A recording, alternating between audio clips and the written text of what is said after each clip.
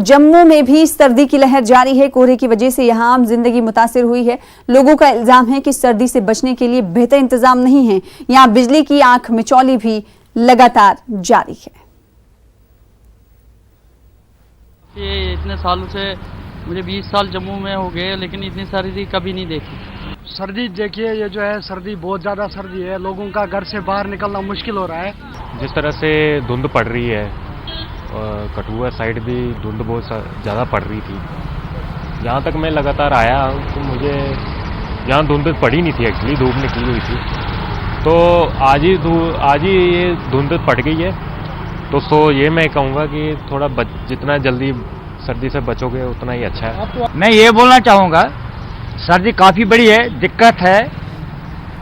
गर्म कपड़े भी मयासर उतना नहीं है जितना होना चाहिए, और बिजली का भी कटौती है। बिजली का बहुत सारे कटौती। क्या काम करते हैं? अभी हम ये रेडी पे भेजता है साइकिल और जैकेट। दिक्कत तो हो रही है, अब पेट तो पालना है ना। सर सर्दी बहुत बढ़ गई है। हमारी सेल लगाई हुई है हमने जम्मू में, सिटी के बाहर सेल है जे, और अच्छा काम है हमारा। कल भी बहुत सर्दी थी, काम बहुत अच्छा निकला।